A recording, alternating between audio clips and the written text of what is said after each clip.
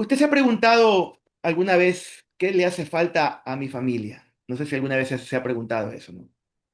Tal vez usted tiene una familia completa, unida, bendecida, que está juntos, que tiene a sus hijos ahí en su casa, ¿no? Pero tal vez usted tiene una familia o es parte de una familia disfuncional, tal vez, ¿no? Tal vez la esposa podría decir, hace falta mi esposo que nos abandonó. O un hombre puede decir, hace falta una mujer que se fue, ¿no?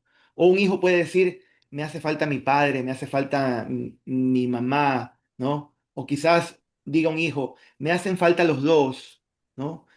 ¿Por qué? Porque nunca están, porque tienen que trabajar, o simplemente porque estos chicos han sido abandonados, no sé.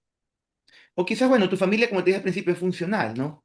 Y piensas que nos hacen falta algunas cosas materiales, ¿no? Tal vez como una casa, tal vez como un vehículo, tal vez tú dices, me faltan muebles, tal vez tú dices, me falta ropa, me faltan zapatos, ¿no? O inclusive podríamos sentir que emocionalmente nos falta algo, ¿no?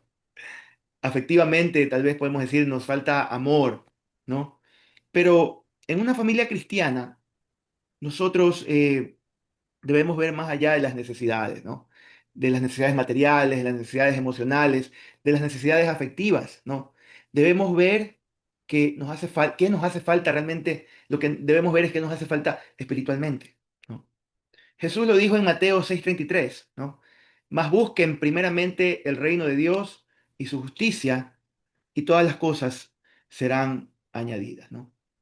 Entonces, si nosotros tuviéramos que priorizar qué es lo que nos hace falta como familia, yo creo que Mateo 6:33 lo dice pues de una manera tan clara, ¿no? ¿Qué es lo que nos hace falta? Ahora, el texto que quiero utilizar hoy está, como les dije, en Segunda de Crónicas, los versículos del 7, el capítulo 7 del 11 hasta el 15 vamos a leer, ¿no? Dice la palabra de Dios ahí, pues haciendo pues historia, lo que Dios le mandó a Salomón a hacer. Dice, terminó pues Salomón la casa de Jehová y la casa del rey, y todo lo que Salomón se propuso hacer en la casa de Jehová y en su propia casa fue prosperado. Versículo 12. Y apareció Jehová a Salomón de noche y le dijo, yo he oído tu oración y he elegido para mí este lugar, le dice, ¿no? Para este lugar por casa de sacrificio, ¿no?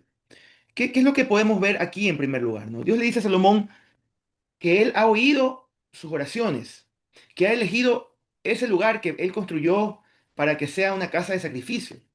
Pero enseguida Dios animó a Salomón con la promesa de que si hacía caer su juicio sobre el pueblo por algún pecado, provocando tal vez sequía, enviando langostas o alguna pestilencia, ¿qué es lo que le dice el Señor? Como que el Señor sabiendo el corazón del hombre, Él le dice, el pueblo solo tenía que volverse al Señor en sincera humildad y arrepentimiento, ¿no? Dejando sus malos caminos para que fueran perdonados y restaurados, ¿no? Ahora, quiero que ahora leamos Segunda de Crónicas, los siguientes versículos, los versículos del 13 al 15. Mire lo que dice. Si yo cerrare los cielos para que no haya lluvia, y si mandare a la langosta que consuma la tierra, o si enviare pestilencia a mi pueblo, mire lo que dice el 14. Si se humillare mi pueblo, sobre el cual mi nombre es invocado, y oraren y buscaren mi rostro, y se convirtieren de sus malos caminos, entonces yo oiré desde los cielos, perdonaré sus pecados y sanaré su tierra. Y mire lo que dice el 15. Ahora están abiertos mis ojos y atentos mis oídos a la oración en este lugar, ¿no? En estos Amén. pasajes, lo que usted y yo podemos ver, principalmente en el versículo 14, donde Dios le dice al pueblo lo que le hacía falta. Recuerde cuál es la pregunta que yo hice hace un rato, ¿no? ¿Cuál fue la pregunta inicial, ¿no? ¿Qué es lo que le hace falta a tu familia? ¿Qué es lo que le hace falta a tu familia? ¿No? Mire, Dios le dice al pueblo, yo cumpliré mi parte de este pacto, pero ustedes deben hacer su parte, ¿no? Y ahora que usted y yo estamos en Cristo, que entiendo que usted y yo, ya sé que tengas meses en Cristo, que tengas unos días en Cristo, que tengas 31 años en Cristo, como yo los tengo, ¿no? Nuestras vidas, nuestras familias le pertenecen al Señor, mis hermanos. Todos nosotros, al igual que el pueblo de Israel, necesitamos oír la voz de Dios, ¿no? Escuchar la voz de Dios, ¿no? Y hacer nuestra parte. Y aquí es donde tú y yo debemos pensar qué nos hace falta para que Dios esté contento con nosotros.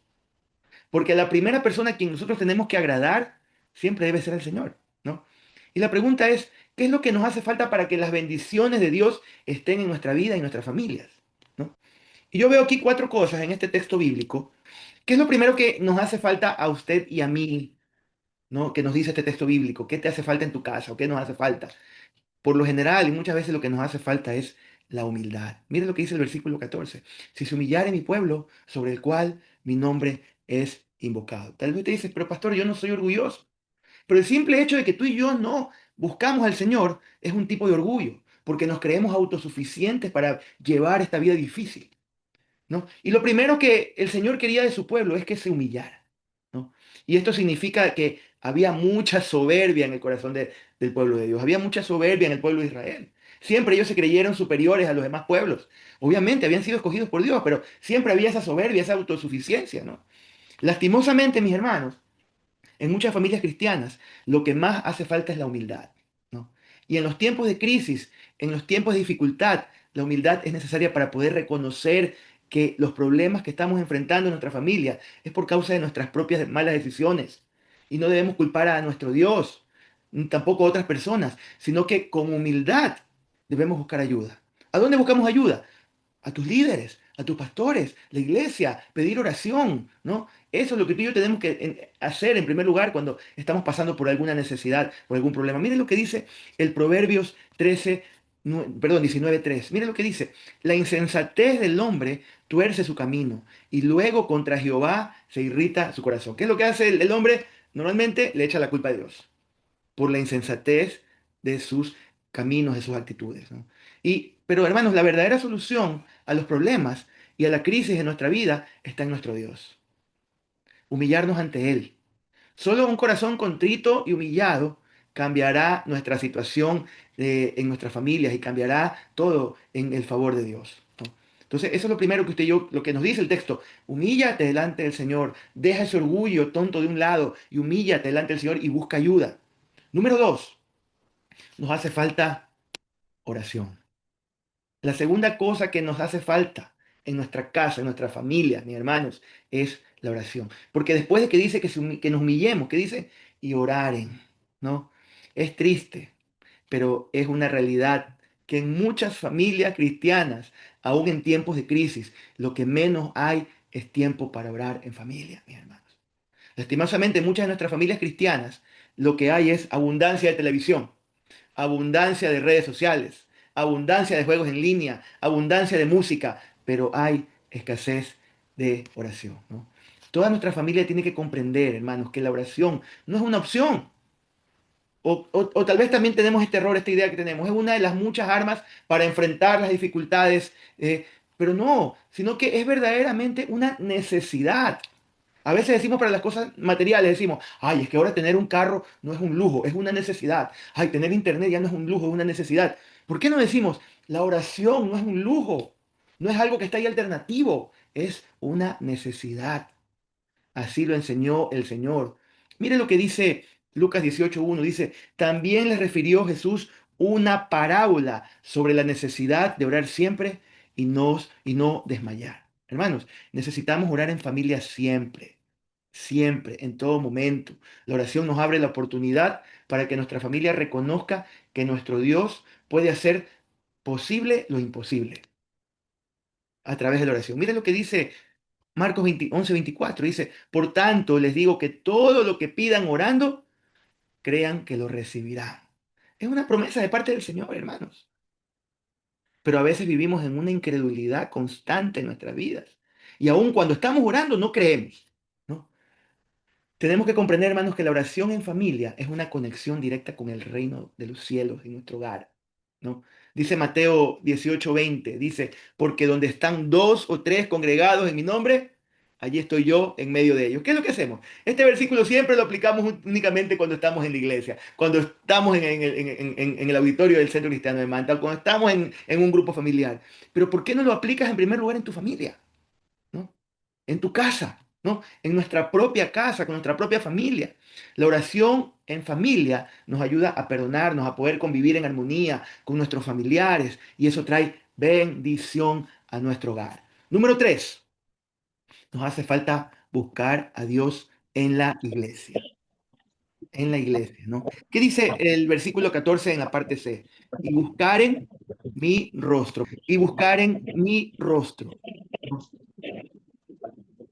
Hermanos queridos, hoy en día las familias están tan afanadas buscando tantas cosas que se han olvidado de lo principal. Debemos buscar a Dios, mis hermanos. Pasamos las semanas, pasamos los meses buscando provisión material en el trabajo, en los negocios, que muchas veces no apartamos, hermanos, el tiempo para buscar las cosas de Dios en la iglesia porque no hemos creído lo que la palabra nos dice, hermano. La palabra del Señor dice, Mateo 6:33 una vez más, que nos dice, mas busquen primeramente el reino de Dios y su justicia y todas las cosas serán añadidas, ¿no? Entonces, esa es la prioridad de nuestras vidas, hermanos. Una familia que no se congrega, hermanos, es una familia que está en peligro. Así se lo digo. Lo he visto, no lo digo de la boca para afuera, lo he visto. Aún en este tiempo lo veo, hermanos. Personas que dicen, no, pastor. Yo puedo seguirlo en las redes. O yo puedo seguir mi vida cristiana solo, desde mi casa, ¿no? Pero eso es una trampa que el enemigo siempre usa, ¿no? El Señor nos llama a estar en su casa, en la iglesia. Es una familia que, si tú como familia dejas de congregarte, vas a perder grandes bendiciones, ¿no? Dice la palabra de Dios, grandes son las obras de Jehová, buscadas de todos los que la quieren. No caigamos en esta mala costumbre de muchas familias cristianas, como dice Hebreos 10:25, no dejando de congregarnos como algunos tienen por costumbre, sino exhortándonos y tanto más cuanto vean que aquel día se acerca, ¿no? Y número 4, ¿qué más nos hace falta en nuestra familia? Nos hace falta dejar nuestros malos caminos. Como familia cristiana, tú y yo tenemos que comprender que no solo se trata de llamarnos cristianos, sino de vivir como hijos de Dios. Mire lo que dice Filipenses 2:15. Me encanta este texto bíblico, ¿no?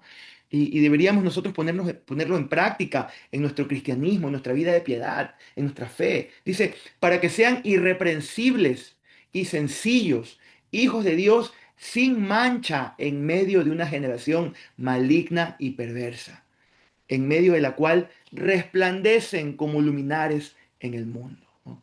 ¿Qué es lo que el Señor nos está tratando de decir aquí a usted y a mí, hermano? Usted y yo estamos en medio de una generación perversa, de una generación maligna. Pero eso no quiere decir que nosotros no tenemos que hacer a ellos. Nosotros más bien tenemos que ser luz, aunque muchas veces ellos se incomoden con nuestras actitudes, con nuestras acciones, con nuestras vidas. Tenemos que ser como esos alumbrados públicos que están allá afuera de su casa luminares en el mundo, hermanos, ¿no? Pero ¿cómo debemos hacerlo? Que nadie tenga de qué reprendernos. La palabra irreprensible es eso, significa eso, que nadie tiene que reprocharte de nada, que no hay reproches contra ti, pero que también eres sencillo. Aprender a vivir en sencillez. No necesitas ser ostentoso, ni vanidoso, ni estar mostrando cosas. La gente tiene que ver tu sencillez, la gente tiene que ver tu santidad y la gente tiene que ver tu familia como un luminar en el mundo. A eso nos ha llamado el Señor, mis queridos hermanos. Mire lo que dice Jeremías 15:19. Me encanta también. Por tanto, así dijo Jehová, si te convirtieres, yo te restauraré y delante de mí estarás. Y si entresacares lo precioso de lo vil, es cuando el Señor va transformándonos. Eso que ha sido vil en nuestra vida se va convirtiendo en precioso, ¿no? Serás como mi boca, dice el Señor. Y mire cómo termina el texto. Conviértanse ellos a ti y tú no te conviertas a ellos, ¿no? Ahí está tan claro, hermano, ¿no? Esa es la actitud que como hijos de Dios nosotros tenemos que tener y tenemos que guiar a nuestra familia en esa dirección. Quiero ir concluyendo aquí y preguntarle, ¿de quién quiero que mi familia sea amigo? ¿Del mundo o de Dios? Oh, almas adúlteras, ¿no saben que la amistad del mundo es enemistad contra Dios? Cualquiera, pues, que quiera ser amigo del mundo, se convierte en enemigo de Dios, ¿no? Y para terminar, hermanos, Dios hizo una demanda a este pueblo, ¿no? Dios le llamó la atención a Israel a través de Salomón, ¿no? porque Salomón estaba cumpliendo. Él había construido la casa de Dios, ¿no? La había dedicado. Pero ahora Dios le dice al pueblo, esto no es todo. Porque a veces tenemos esa idea, ya está todo lindo y aquí ya terminó todo. No, mi hermano. Le dice, Dios le dice al pueblo lo que les hace falta, ¿no? ¿Qué es lo que les hace falta para que yo actúe? Les dice, ¿no? ¿Qué les dice? ¿Qué le dice el pueblo? Cuando ustedes hacen estas cuatro cosas, ¿qué dice? Entonces dice, yo oiré desde los cielos y perdonaré sus pecados y sanaré su tierra, ¿no? Entonces, ¿qué dice? Mire, yo siempre le digo esto a mis hijos. Las promesas de Dios son condicionales. Si tú haces tu parte, Dios hará la suya. Y asimismo, como padre, y tómelo esto como lección, como padre, usted tiene que cumplir sus promesas para que sus hijos cumplan también su parte. Pero a veces ellos van a romper alguna promesa, entonces usted tiene que hacerles ver eso y tal vez cortar por algún tiempo ese privilegio y esa bendición que usted le ha dado y tal vez necesita una disciplina y un castigo a ese hijo. Es igual lo que hace Dios con sus hijos, mi hermano. Usted y yo tenemos que aprender, hermano, ¿no? A buscar al Señor, ¿no? A buscarlo, ¿no? Nosotros tenemos que, para nosotros, sanar nuestra tierra es nuestra casa, nuestro hogar, nuestra familia. La demanda de Dios es la misma para nosotros hoy. Humillarnos, orar, buscarle, convertirnos de nuestros malos caminos. La pregunta es, ¿estamos dispuestos?